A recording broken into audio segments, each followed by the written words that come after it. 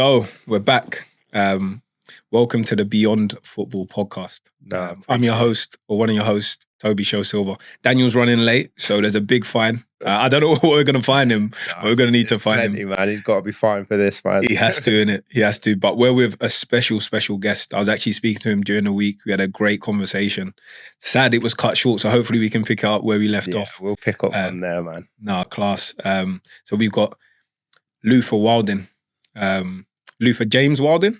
James WILDIN, yeah. Luther James WILDIN. Professional footballer at Stevenage United. Played against you many a time.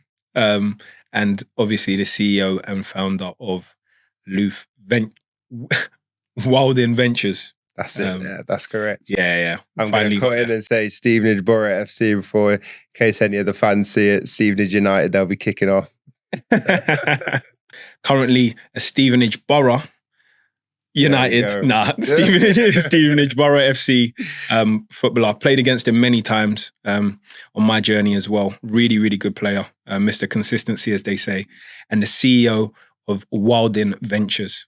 Founder and CEO. Let me not get that wrong. So welcome to the Beyond Football podcast. No, I appreciate you having me on, man. It's good to be here. No, it's class. It's class. So yeah, we know a lot. Well, I know a lot about you, but our guests might not know too much about you. Obviously, you play football at the moment, but where did kind of the concept of football start in your life? Yeah, so I would say I've always played football from probably around the age of 7. But, you know, I just played to enjoy myself. That was my journey up until about 16. I was playing Sunday League, Saturday League for a good Sunday League team. We had many great moments.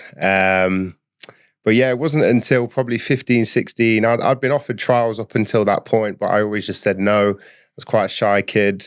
I just didn't feel like the time was right for me.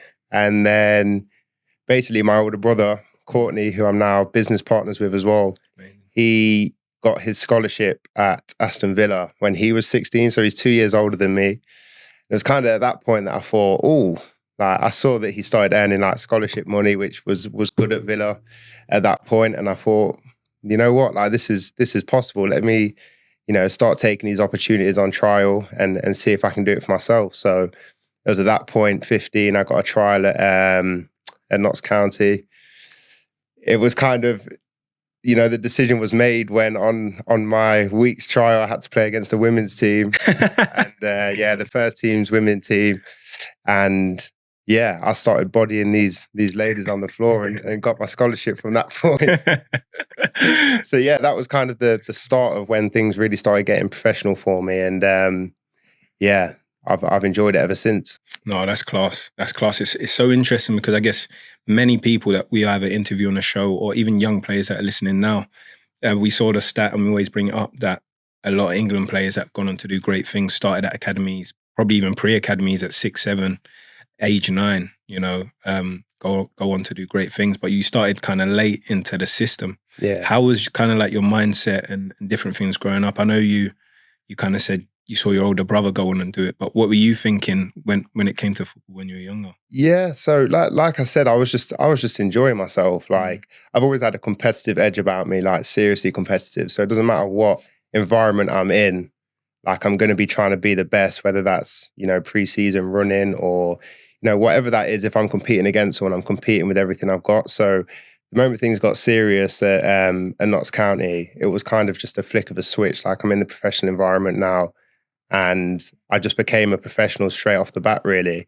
And anyone that you can kind of speak to from the younger days when I was at Notts and, competing throughout pre-season, if you compared them to what I'm like now and speaking to players I'm with now, I'm exactly the same. Like I just want to win everything. Yeah. And that's been instilled from young, to be honest. That's so interesting because like one of my favorite things is the debate between nurture and nature. So when you talk about from young having that professional mindset or even just wanting to win, I remember sitting here opposite a good friend of mine, Amari Patrick, currently just gone to Tranmere, and he had a similar mindset from young. He just wanted to win. And where did that come from? Because I guess where did that come from young? It's a good question. Just off the top of my head, the first thought that came to me was the fact I've got 2 brothers. I've got one older than me, one younger than me, and everything in life was a competition for us. So probably from those two, and then as I've gotten older, it's just stuck with me. No matter what it is that I'm doing, I'm always competitive. You can even ask my missus, like, it can be anything, and I'm going to be competing with her against it. So yeah, it's just part of me now, and I think it probably has to do with my siblings growing up. Yeah, that's class. That's class. No, it's such an interesting one, because I guess having older siblings, I've got an older brother myself, so I know that sibling rivalry, as people would talk about.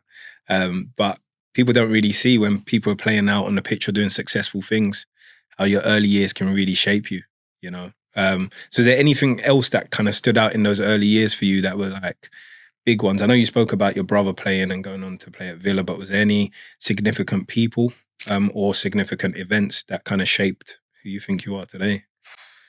From young, I think in regards to shaping who I am today, I would say my mum and dad were never like, you're going to be a footballer. You're going to be a footballer. It was never being pushed in a direction. So growing up, I was playing instruments. My mum pushed me down the music route, and I found myself, I got my grade 8 playing the trumpet when I was younger. Oh. I still play the piano now. So I've always had other things that I've enjoyed doing alongside football. So I think that probably is kind of coming to fruition now with what I'm doing outside of football. Just the fact that I have interest away from the game is something that I've always had. And now it's something that I'm kind of documenting and expressing a bit more about who I am. That's class. That's class. Grade 8 trumpet. Yeah. Did you ever play in a band or anything like that? Yeah, played in an orchestra, played in a band, yeah. So did that up until probably the age of, up until I was 15, really, until I started playing football more professionally and competitively. It's interesting. So from that young age, because I guess we probably could have some younger players coming through, even just any footballer coming through.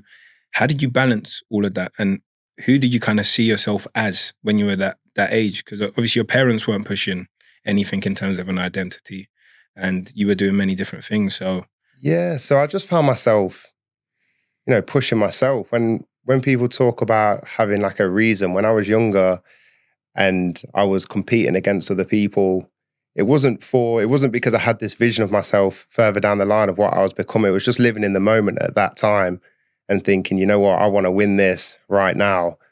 And that's all I'm thinking about. I'm not thinking too far ahead. And I think one thing about my career in football is that I've never thought too far ahead.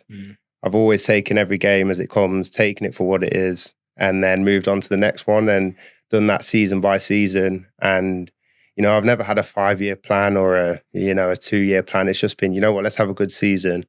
What will be after that. Yeah. So, yeah. That's interesting, because I guess touching on that point of being present, that's something a lot of footballers struggle with.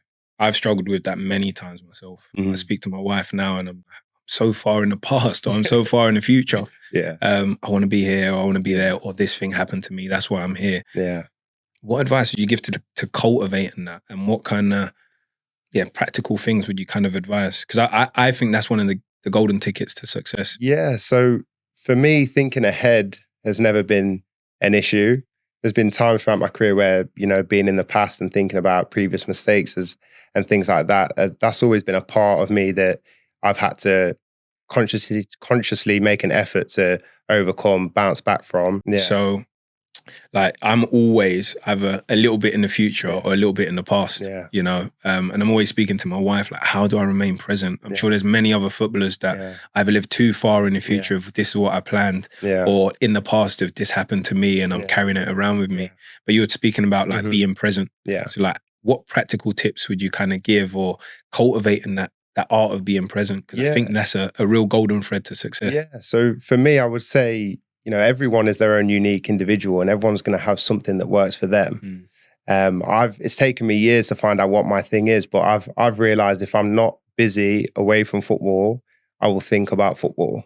So the way that my mind is, like, if I've had a good session, I'll go home and think about my good session. If I've had a bad session, I'll go home and think about my bad session. So part of where Wildin Ventures came from was the fact that, coming away from training and being able to switch my mind onto something else massively benefited me when I was on the pitch because, you know, I was able to switch off. I was able to turn up to training, and I am able now to turn up to training and just be present and just enjoy, you know, the session that's being put on for us.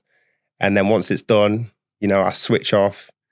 I'm still able to be professional, but when I get home, you know, I can switch off completely, which is, you know, massive for my mentality. And I think once you get the mental side of football right, you know, it gives you an opportunity to just be present and enjoy playing.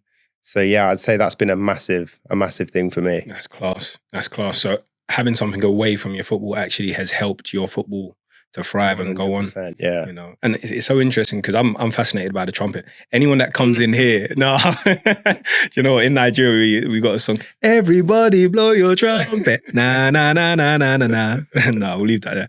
But so when you said trumpet, that was just, it's been playing in my head rent free. But with the trumpet, what kind of things did you take away that you feel like you're still applying to today?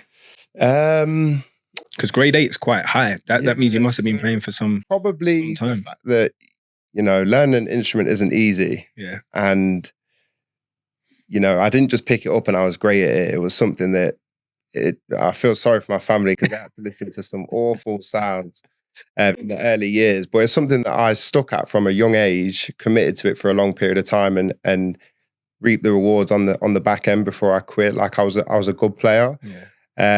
So probably, like you say, just being asked that question now, I would look back and say that was a real like journey from starting something to getting to a point when I could say I'm genuinely good at this and I feel confident doing this in front of people. Yeah. So I would say like committing to that journey from early. Commitment, yeah. Is something that maybe, you know, subconsciously has been a part of me as well. Like I'm not in it for a short term fix. If I'm going to do something, I'm in it for the long run. Yeah. And I'll have consistent habits in order to get to where I need to get to. So potentially that could be something that's been instilled with me from those early days. Yeah. No, that's so interesting. It reminds me of a book that I read, and it speaks about having a little book of experiments. And it basically says having different experiments that you do develops different skills which you can apply to different disciplines. Mm-hmm. So when you talk about commitment, with your business, with football, mm-hmm. with life, you need commitment. Yeah. And you need to start something and see it through to the end. Yeah. 100%. So having that from such a young age, you can probably learn what you've done well, what you need to work on, what you've done, what you can apply going forward, to apply to all of these different things and set you up for life. So mm-hmm. it's class to hear. The other thing I would mention about that chapter of my life as well is that, you know, growing up, I was part of like the cool kids in school, right? Yeah. Obviously, I was an athlete, I was a sportsman, and I was in that. We all know what it's like when you're young. Yeah. Like you have these sections in school, these groups in school, and I was part of the cool kids, but playing the trumpet didn't fit into that. So I almost had these two different lives going on, like where I wouldn't even talk to them about that side of my life. But the moment I get home, I'm really enjoying this other side of my life. Yeah. So like I said, bringing it back to now and having two different things that I'm doing, it feels very normal for me to be able to commit to one thing and also commit to another and just enjoy both sides of it. Yeah. That's definitely something I look back on from when I was younger and think, like, I'm so glad I did that. Yeah. And a lot of it was my mum pushing me to do that as well. I didn't really want to do that. I didn't want to, you know, I went busking on Christmas Day with my trumpet just for my music school. Yeah. I didn't want to do that. My mum made me do it. I was just embarrassed as hell, but, you know, character building and not caring what people think, and doing what you want to do. Ultimately, I think, those young experiences, they come through when you get older. Yeah, no, it's class, man. It's class because I think that's oftentimes a barrier that a lot of people struggle with. Yeah. I really want to do this, or I really enjoy this, but what are other people going to say? Yeah. You know, and I think it's blown up massively with social media because everyone's accessible to what you're doing. Yeah. And if it's not cool, you can get cancelled or just get forgotten about. Exactly. But you're being true to yourself, you know? If the athlete group were like, nah, if you play a trumpet, you're not in with us, would you have continued? maybe not. But that Exactly. resilience, you know, and that commitment to something has probably put you in great stead. Yeah, Great stead going forward. So no, it's just an encouragement to any young player out there. Whatever it is that you're passionate about, might be good at, go for it. Go you know, for it. Either way, people are gonna either laugh or they're gonna accept it. But it's your life, and whatever you want to do with it. And you have different champion. parts of your personality. Like, don't feel like you have to put some down here and, like, you know, not focus on them because you want to put all your eggs in this basket and show this side of you. Like, if there's different parts of your personality, then express them. Mm-hmm. You know what I mean? That's you as a person, and people will like you for you. That's good. People like you for you. That's going to be a good sound right there. You know? No, it's good. It's good. Going on to, you said your football journey, you're in a non-league for a long kind of period of time, or Sunday league, and then you signed at Notts County at 16. Mm-hmm. Talk us through kind of your journey through Notts County and kind of going on from there. Yeah, so I signed to Notts County as a centre midfielder. I played in the youth team as a centre mid for 1 year, and then one of the coaches said to me, "Look, I think you're going to have a better career if you go to right back." So me being me, I didn't think too far ahead. I was like, "You want me at right back? You think I'll have a better career? Like, let's go for it." So just adapted my style of play slightly and took on as much information from the coach as possible and learned the position quite quickly. Went on to have a good season that year and got on the bench on the last game of the season for Notts County. Signed my pro contract there, so I signed a 1 year pro, and then went into pre-season as I do, like on a flyer, just showing how fit I am, how ready I am to go, and was pretty quickly sent out on loan. So that was a bit of like I didn't feel I got given the chance at that moment, but you know, my journey is my journey. I just went out on loan to Grantham. They were in the bottom four when I signed there. So it was early on in the season, but they were in the bottom four. We went on to have like an unbelievable year. Like it was so good. It was such an unbelievable experience. I had a great manager that just took me under his wing and played me regularly. And we just missed out on playoffs that year. And then went back to Notts County and they said, we're not offering you a new contract. So like I said, I didn't feel like it was fair. I'd had a good year on loan. That's what you sent me out on loan to do. And I didn't feel like I got given another opportunity to come and show myself, but it was what it was. I then signed to Nuneaton in the National League North alongside my brother. So that was like a full circle. Again, he played left back. I played right back. So we were playing on the same pitch together. And that was a surreal experience in itself for us too, and for the family as well. They came to quite a few games to watch us. And from that point, had one season at Nuneaton. Manager came in called Dino Mammaria, and he liked my work ethic. He liked the fact that I was winning all the runs. He loved the fact that I just gave everything every day. And at the end of the year, he got the Stevenage job, and he brought me with him. So that's class. That's class. Just about in there, it's such an interesting one because, well, one, I don't meet many people that get to play with their brother. It's something I've always wanted to do. But in kind of going out on loan, how well do you feel like that prepared you? I guess that's your first experience in men's football. Yeah, for sure. Yeah. How well do you feel like that prepared you? Yeah, I had a great experience in non-league, and I think thankfully because of my journey, because I hadn't come from the top and come down, I'd gone from Sunday league to a professional environment through my scholarship, but I'd never been in the first team environment at Notts County really. So I didn't feel like it was a step down going to non-league and playing in the Evo Stick Prem. It was just like the opportunity to play men's football. Yeah. So I was just thriving on that. And it was an unbelievable experience. Like, genuinely loved it. And the team was great. And being around men, it is a completely different experience to being around, your team, like your youth team. So I took loads from that. And then when I signed to Nuneaton, it was just like seamless. Like, it felt like the right next step in order to just keep progressing the way I wanted to progress. Yeah. No, that's so good. It's so good because I think for young players, we said it here on the podcast a couple of times, like youth team football and men's football is like chalk and cheese, and sometimes you feel like you're ready to just make that step.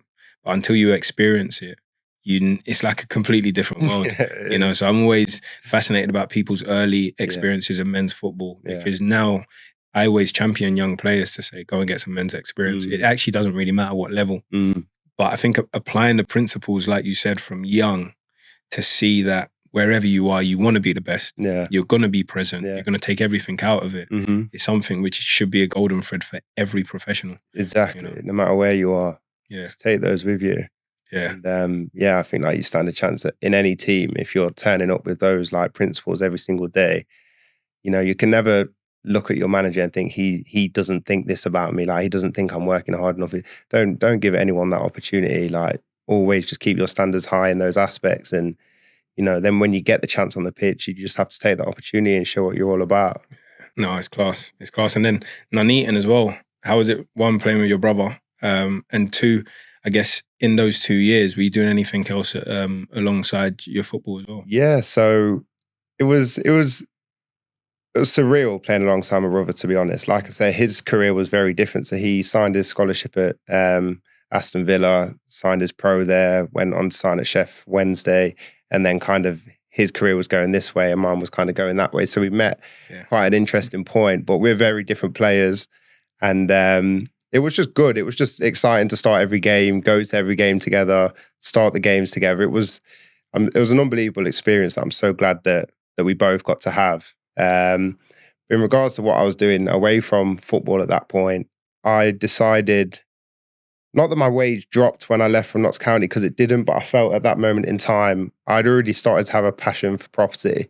And I thought, to get into property, you need to have money. So I thought, that's what I thought at that time. I was like, I need to just up my income a little bit. So I started doing lifeguarding full time. So I was doing 40 hours a week, lifeguarding, and it was also full time training at that point as well. Wow. So I'd finish training, I'd go stand on the side of a pool for 6-7 hours, which I don't think is the best thing physically, but at that moment in time, it worked for me really well.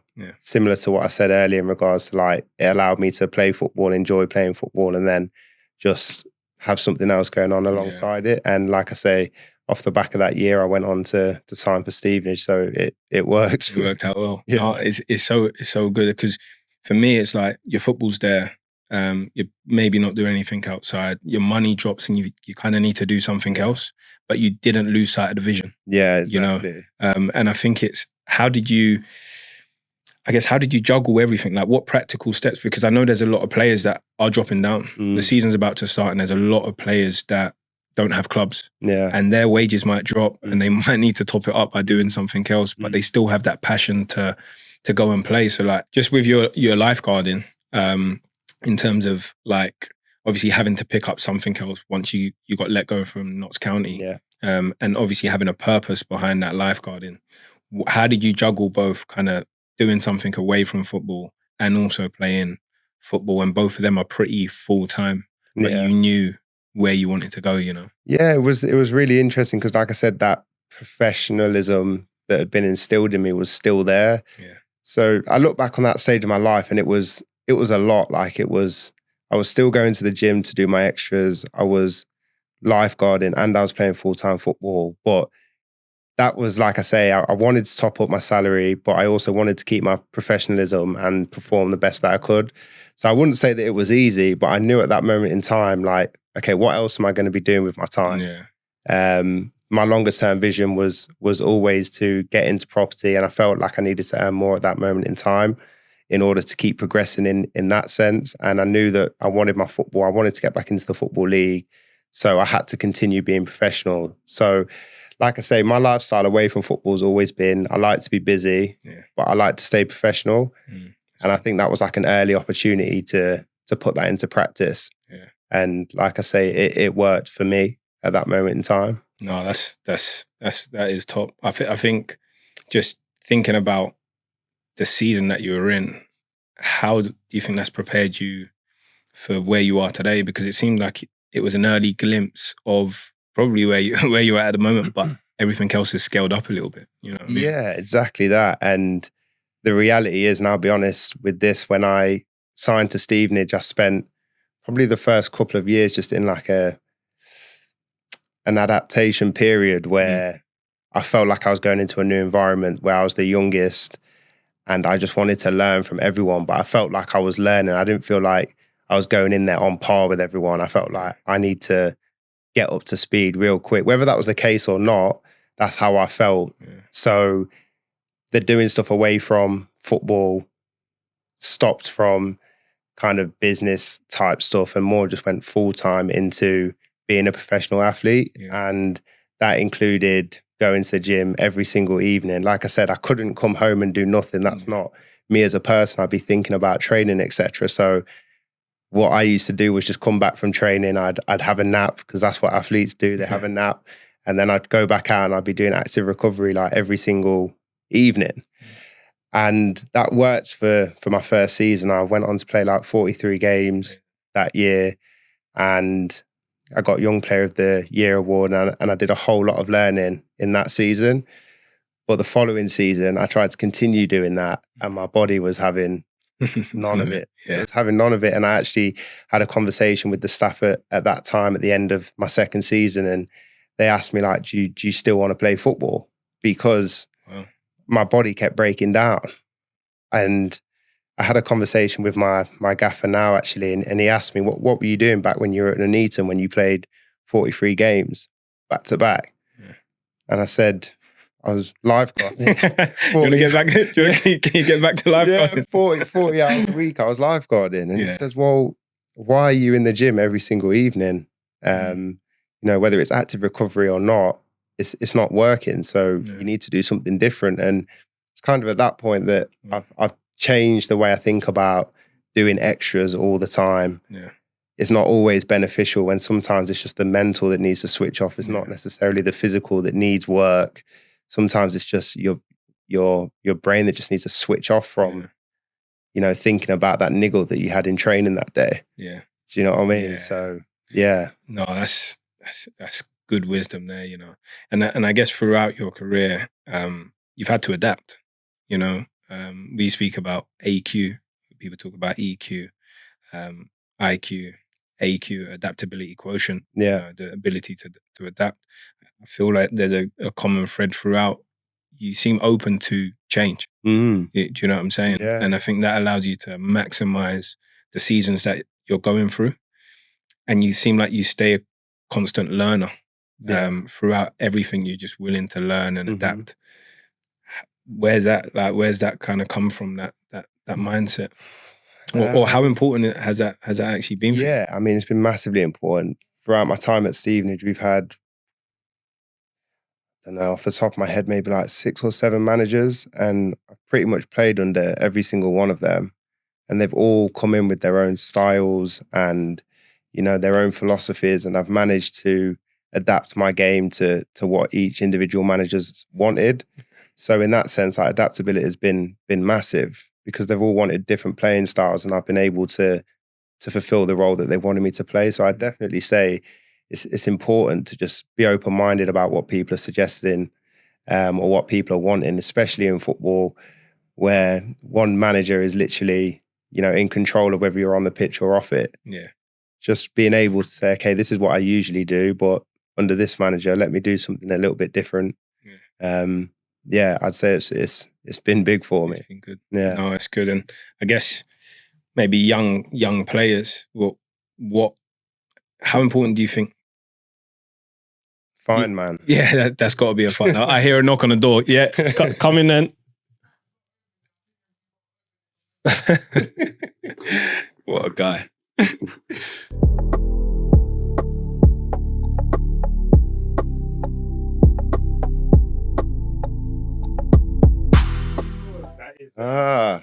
Whistleblower. Here he is. Whistleblowers. Here he is. Better late than never. I know, better. That's got to be a proper fine there, you know. That's got to be a proper fine, man. No problem. It is late to the studio. Gonna have to edit all of this bit out as well, man. No, all right, we'll leave it in. No problem. No problem. It's a little fine. I don't know what the fine is, and we didn't even discuss what you should get fined, to be fair. But you're here. Behind the scenes stuff. Yeah, Yeah, he's done this before. Yeah, he's done it before. I hope I haven't missed too much. We've been having a good conversation. So if it goes downhill from here, we know why, innit? We know why. So listen, I'm back. I apologize. No, it's calm. The man himself on the Beyond Football podcast. Is it not on? The camera's not even on here. Just moved it. How long have you been here? I didn't move it. Well, you must have. Unless there's a ghost in there. What? The camera was there? Yeah. How long have you been here? Literally just 2 minutes. Did I move it? Maybe just rewind and do 2 minutes. Oh. You've messed it up, bro. we were having a great. It's all right, man. We roll with it. Need to use some. Is it all some good? AQ, man. AQ, all of that. But So yeah, he was just mentioning. Yeah, no. Time. No. It was good. Like obviously, I've played against you many times since you were at Stevenage. Obviously, you were trying to take my shirt off before the final whistle went a couple of times. Rightly so. But yeah, you're kind of like a piece of furniture. Not many years away from a testimonial there. But it's nice to actually see loyalty from players and clubs together. Yeah, you know. for sure. So how have you found Stevenage? How's your time been there? Honestly, it's been great, and the longer I've been here, the more I've been able to appreciate it. I signed here at 20, and I've done a lot of learning and growing as an individual and as a player since I've been here. And having a stable club, it's maybe more stable now than it was in the early years when I signed, but in general, it's a very stable club, and I've been able to really, like I say, grow as a person on the field and off the field since I've been there. And I'm not sure if my journey would have been different and I was going from this club to that club to, you know, meeting new players every other season, whether I would have been able to go on this same journey as an individual. But yeah, being part of the furniture at a club has been like, it's definitely been, I'm grateful for it, put it that way. And I'm enjoying every minute of it. No, it's class. It's class. And you're talking about growing on and off the pitch. And we spoke about you being the CEO and founder of WILDIN Ventures. Talk us through where that all came from. One, from the passion of property. Like, where does that even start? Because everyone's got their own different passions. So where was the genesis of that? And then how has that developed as you've gone on? Yeah, so I think when I was probably, I'd say like 17, 18, I liked the idea of property. And I always thought, you know what, let me save my money just in case, you know, when the time's right, I want to buy a property. And then I wasn't sure if it was a passion or just an idea at that moment in time. So I didn't act too much on it. I kind of kept it to myself. I was doing my own learning about it in my own time. And, you know, as the years went on, I thought, obviously at this point I signed to Stevenage and I didn't want to be showing too much about having a massive interest in property outside of football, because I've just signed at the club. I'm young, you know, I've got players next to me that have played like 350 games. I didn't want to be turning up as a 20-year-old having just signed from non-league talking about property this and property What's wrong with that. though? Yeah, there's nothing wrong with it. I just couldn't do it at that moment in time. I felt like I need to stabilize my career first. I need to make a name for myself as a footballer first and foremost. Feel your true self. Exactly, yeah. And, you know, whether that's right or wrong, that's what I felt I had to do. So I spent the first 2 or 3 years at Stevenage just really being, I mentioned it earlier, just being a total professional. And then as years have gone on, I've been able to not only like learn off the field in those years, but I've been able to kind of develop into my true self and express who I am as a person on and off the pitch now as well. Do you think that's the only way it can be done in terms of doing stuff alongside football? Because, you know, often Tobi has told me over the years, like, you might have to keep certain things that you're doing close to your chest. But then when you're maybe a mature player, you can be more open about it. You won't really get judged. But yeah, I mean, I don't necessarily think it's right, but I think it's like the football changing room, isn't it? It's like if you come out, we've all been in football changing rooms, and it's just the way that it is sometimes. You know, you have to be a very strong person to come in at a young age and say, oh, this is me on the pitch. And by the way, I'm doing this, and this off the pitch. Like if there's a young player that can do that And I always speak to young lads now and say, I'm always speaking to them about what they do off the pitch because I'm encouraging it because I believe it's important to have like, you know, an understanding of what you enjoy off the pitch. So I'll always encourage that to young players. But at that moment, when I was 20 years old, 21 years old, I wasn't that person. I had to focus on football. That was how I decided to go about it, basically. No, it's good. It's good. It's good because I guess if you're doing it, that's the most important thing. Yeah. Whether people know it or not. Yeah. Be getting it done, Exactly. basically. Exactly that. And I think it's also, is there a place or is there a best time to show that you're doing it?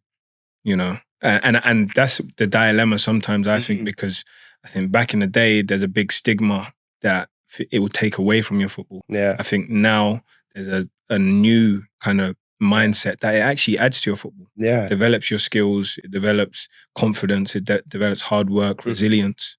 But is it good to show that you're doing it? Like similar to Marcus Rashford, the minute his form dropped, everyone started to blame the fact that he was doing something. Yeah. So what, should he not do it? Yeah. Or should he just not tell people that he's doing it? Yeah. And then his form might drop because of something else. You know, so is it just a perception of it? Yeah. And it's an easy thing to blame.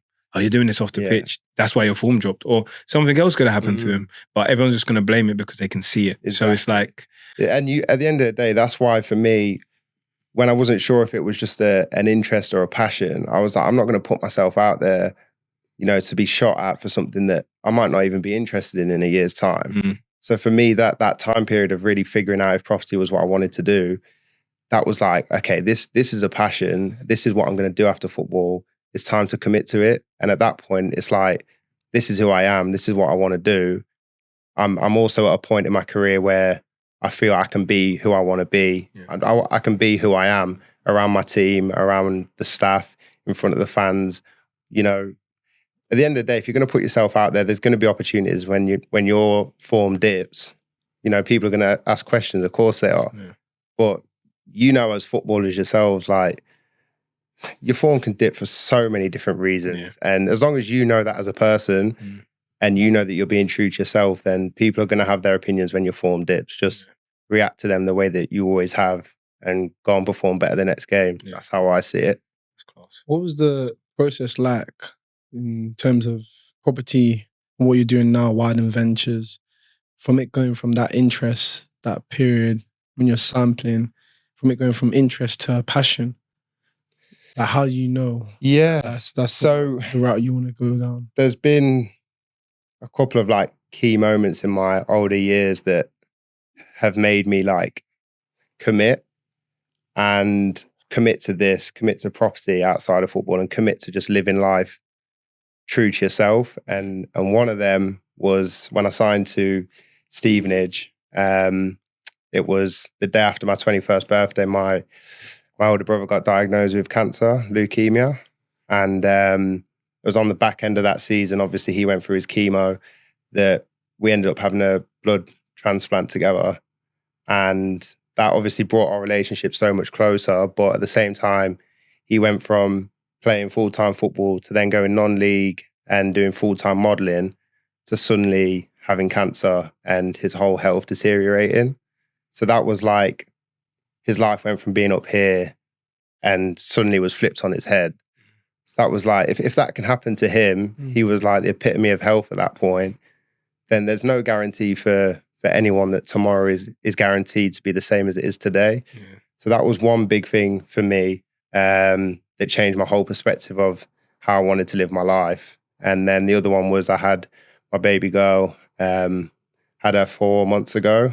And that whole, you know, knowing that she was going to come into my life, it was like, I want to live my life in a way that, you know, if she said to me, oh, I want to do this, but what if this person thinks this of me and that person thinks that of me? I want to be that dad to be like, don't worry about what people are thinking of you. Like, if this is what you want to do, go and do it. So I just started living my life more to those principles myself, because if I can give that advice to a child that's going to be the most important thing to me, then, you know, I should be living by it myself. Yeah, I think that's powerful, man. But I'm bugging. It's Ryan Holiday uses a saying called think it's Memori Morti or something like that. But it says, like, remember you're mortal. It's basically similar to what you said in terms of the effect that your brother's diagnosis had on you. It reminds you that you're mortal. We're going to die one day. So that's the biggest call to action there. Yeah. In terms of obviously life, but obviously footballers in themselves in terms of what they want to do, different things they've got plotting on, ideas that they're sitting on. Remember that you're going to die, innit? And also just remember that, you know, if you're in good health and you're performing well, then enjoy every single minute of that. But it's also not forever. The playing well isn't forever.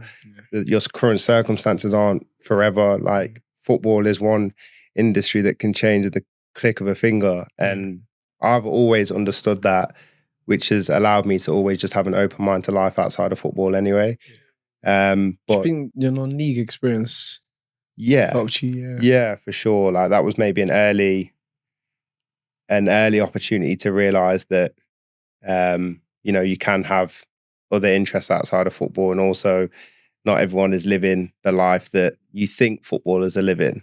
The moment you start coming down the leagues, you know, you're signing 1 and 2 year contracts. Like, that's not, for me, that's not the word I'm looking for. Living the dream.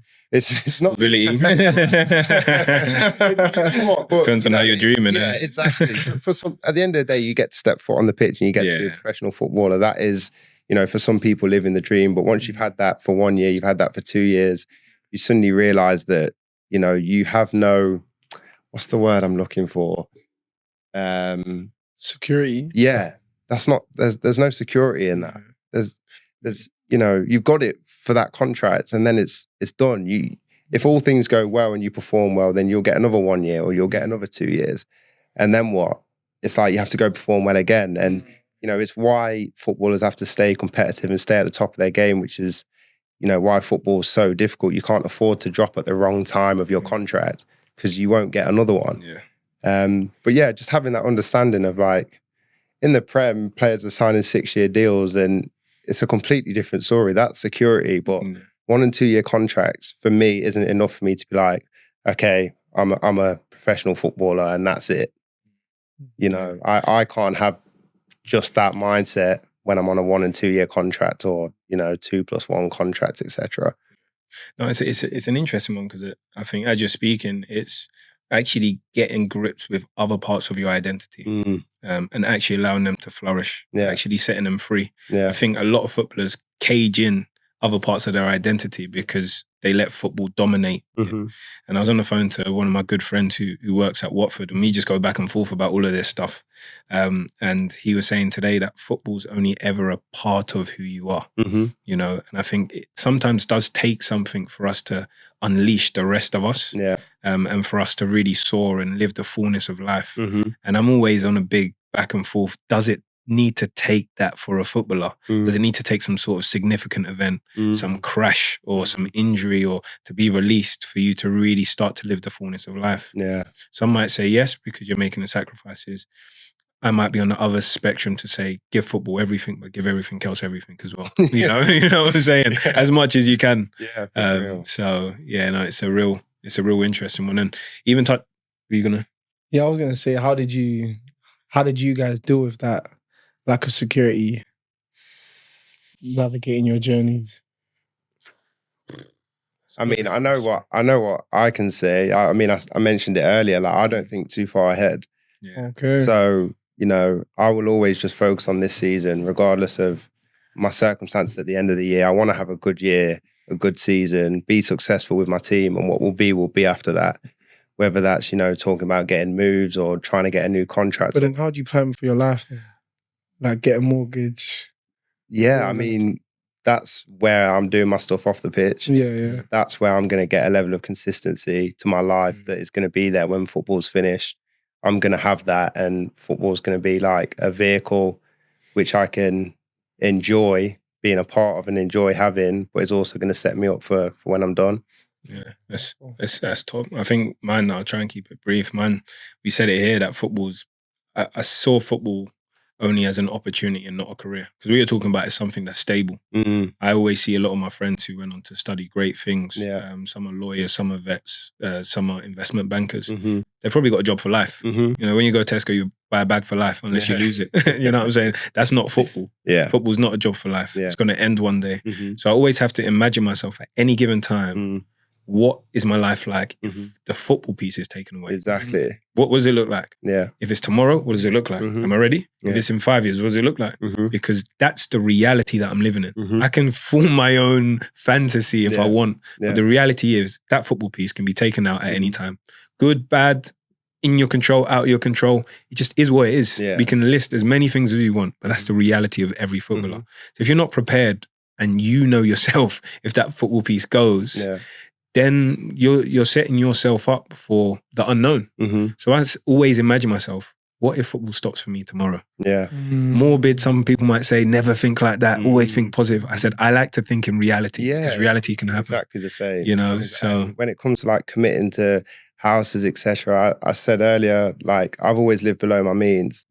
So, you know, I don't have to look at, you know, I don't look at houses and go, oh, I'm on this contract, let me get this house. Because for me, it's I'm on this contract for 2 years. If I get this house and it's, you know, above my means, and then my next contract isn't as good, I'm going to have to either be in a financial difficulty with that house, or I'm going to have to get another house and move my family somewhere else, which is, to me, I've never wanted to take a step in my life where like I'm jumping 2 steps forwards and I'm going to have to come back. Like I want to just take the steps one at a time and get to where I want to get to. That's top. And I think just touching on, because I'm fascinated about WILDIN Ventures. One, how did that start? What's going on at the moment? And I see that you're actually giving advice as well on parts of your journey when it comes to property. So how's all of that? Talk to us more about it. Yeah, so it was a decision that me and my brother decided to make when, like I said, I knew it was I knew it was a passion at this point, and he had the same passion as well. He had a lot more time and was based in a part of the country that would work better than where I am at this moment. So we decided to come together and make both our situations work so that we could go into this properly.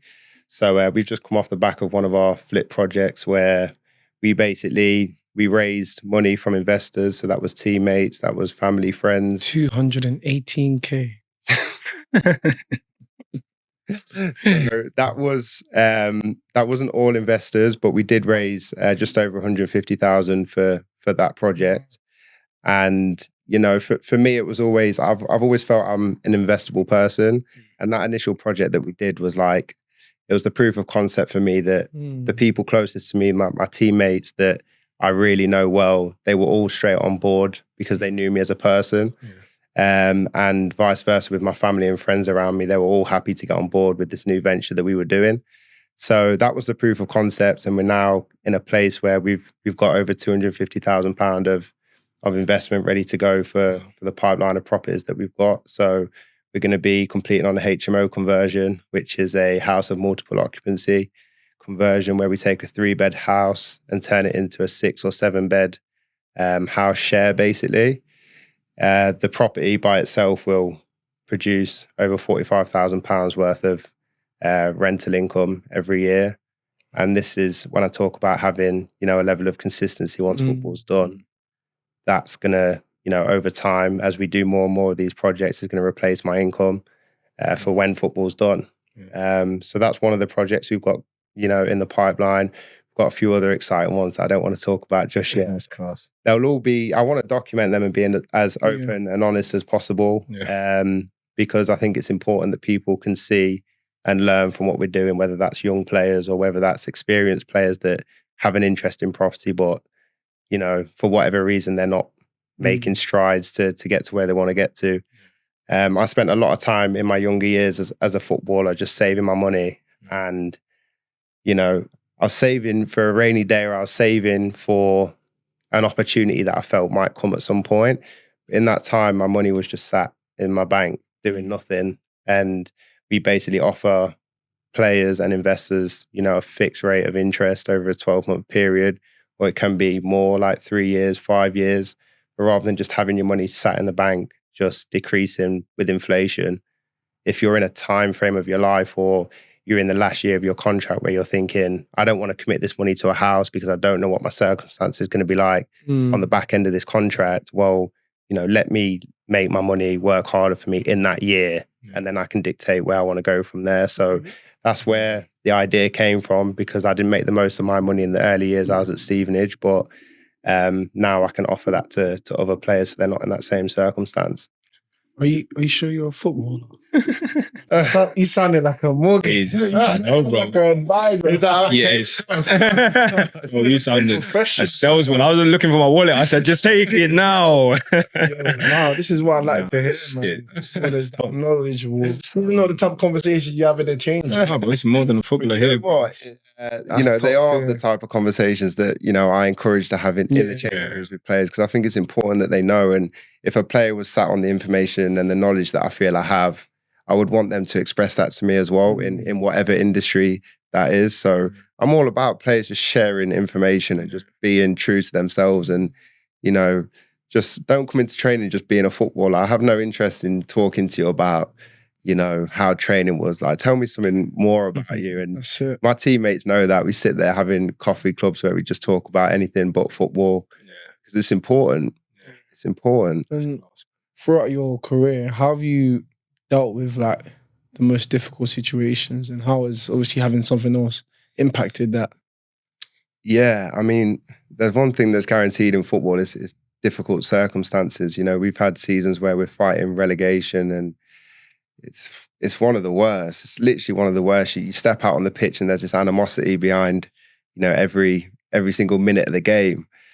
But ultimately, you're one person in a team environment, and one thing that what I'm doing off the pitch has helped with is on the pitch, regardless of what's going on, be you in that moment. And like, you know, don't get caught up in how people are feeling. You know what the right thing to do is.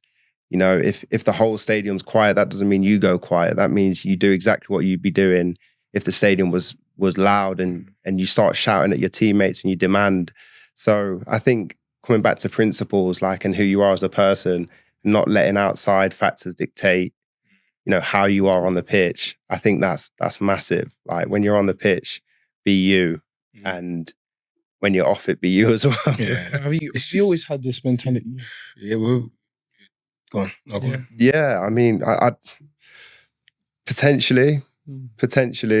Like I said, it's never been like a click moment, but I've always done things outside of football from when I was young. Football was never just my driving factor, but when I'm playing football with everything that I've got. And then when I'm off the pitch, I'm able to commit to other things, basically. Of course. And what piece of advice would you give to younger players who are looking to just be themselves? Because I played with some players that are changing characters like they're in the theatre. You know what I mean? Like, something happens, they're a different person. This happens, they're different. So when you talk about being true to yourself, like, what advice would you really give? Yeah, I mean, like I said, when I signed to Stevenage, maybe I wasn't being my true self off the pitch. So I can't sit here and say that it's easy. But I would just say, take the time away from the pitch to understand, like, you know, what you actually enjoy doing. And if it's, like I said, for me, property initially, I was like, is this just a quick thought? Like, I want to be in property, or is this like a genuine passion? And sometimes you'll only know over time whether that's actually a passion or not. But if you have a thought and there's something that you feel you want to give a try to, then just be open to it. And also, don't think that there's always tomorrow as well, because you'll be saying that for 3 years. Do you know what I mean? You'll just continue to say it. There's always tomorrow. There's always tomorrow. Yeah, tomorrow's not a promise. Like, if there's just an inkling of something that you want to try, like, go and try it. And it might not be for you, and in which case you're never going to regret the fact that you tried it. I don't want to live my life with regrets of what if I did this, what if I did that. Like, do what you want to do, and and hold yourself accountable to it. That's good. And obviously, throughout your career, so many different accolades. Obviously, consistently playing for Stevenage, founding, running WILDIN Adventures. At a really good point. Right now in your journey, who are you beyond football? who am I beyond football? I'd just say I'm a hungry individual that wants to see the best of those people that are in my company, whatever that looks like. I'm hungry to be successful on the pitch, first and foremost, and then, I'm hungry to have the same amount of success off the pitch as well. Yeah, I'm just me. I'm just trying to be me the best way that I can be, and hopefully just have as much of a positive impact on people, young people, older people around me. That's all I can ask for. Amazing. Amazing. And where does that hunger come from? Is it, do you think those two situations impacted that hunger massively? Yeah, I'd say that. I'd also say, because I'm very thankful to my brother for the journey that he's had, not only because he started at Villa and, received not massive money, but good money early, and then his career went that way, because I saw that before my journey even started. I'm like, I can't allow that to happen. I'm going to go the other way. And I think the hunger for football anyway, and that drive started at that point. Yeah. It was like, I'm going to go that way. Amazing. And when it comes to investing in property for a young person, maybe a young 21-year-old who's at maybe a Premier League Academy, 21s, earning a good figure, which one of the investment strategies do you think would be best? Because I know there's rent to rent, HMO, there's buy to let. What do you think is the best one in terms of investment? I don't necessarily think that there's a best one. I think everyone's in their own unique circumstances. And, if you're able to buy property and hold on to it for the long term, then I would always recommend that. But, young players, I would just say have conversations first and foremost. Find out what the strategies are. Find out if it's passive income that you want, or if you want to be more hands-on and actually have a understanding of property, or if you just I want to put my money there and I want it to do what it's going to do, and I want to look at it in 15 years' time. I'd just say speak to people, and me and my brother are always open for conversations to guide people in the right way. We're not after anything. We're just happy to have conversations, and if we can help in any way possible, then we will. So feel free to reach out. Amazing. Oh, that's top tier. In terms of moving forward and the career that you've had, and obviously balancing the two, I always get this question, but I've asked this question to other people who have successful businesses alongside playing at a good level. Has there ever been a point where WILDIN Ventures has negatively impacted your football? I think I spoke to you on the phone about this. So the first time I ever posted on socials. Yeah, go on. Yeah, the first time I ever posted on socials, I went on to have 3 awful games off the back of it. But what people maybe didn't notice is that I'd played probably 15 straight 90 minutes leading up to this point. So it was not a very good, what's the word? The timing was awful, basically. But it was at that point that I thought, okay, is this social media thing going to have an impact on me? But again, it was at that point that I was like, just be true to you. I didn't make that decision to post lightly. So hold yourself accountable. I came out of the team the next game and then got back in it the game after that and stayed in it from that point. So yeah, like I said, I didn't make that decision lightly. And it was an interesting moment of that season, but I've come out the other side, and yeah, it was just learning for me. Amazing. And I think a lot of players can be conflicted in those moments to say, okay, my football might be taking a hit. What do I do? And I think it's one to actually talk to people about, because I don't think you have to do one or do the other. I think you can do both, but understanding different seasons that you're in, and maybe people that have gone before. And I think the more that footballers speak about the things they're doing outside of football, the more normal it will become for fans to see it. The more normal it will become for for managers and staff to see it as well. And they all know, you know, how important it is for your mental to be in the right place. And they'll be thinking from their side, you know, is this affecting their mental in a negative way? But if you know it's affecting you in a positive way, but you've had one off moment, then remember that. Do you know what I mean? Yeah. Remember that and understand that you're doing everything for the right reason. And that's the big thing for me. I know that everything that I'm doing is for the right reasons. And with that just comes a certain level of belief that people will have their opinions at times, but so far I've managed to help so many people, and I've had a real like positive response from fans, from staff, from players, and from people that have reached out as well. So yeah, it's amazing. It's encouraging to hear, man. And yeah, you're a real trailblazer in the space, honestly. So appreciate that. Yeah. now for breaking the mold for the next generation, innit? We need role models, man. We need role models. Yeah. That's it, man. That's what we're all about. Obviously breaking the rules and changing the game. We wouldn't expect to see it, but we're seeing more of it, and you know, we need more. You know, Tobi's always talking about soon we're going to see more Luther WILDIN in the future.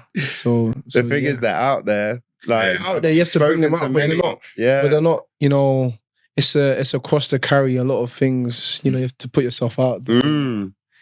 But yeah, thank you for being that role model. And it's been a great episode, even though I came late. It's fine, but charge it, man. We're still here bringing you the value, man. Back to back.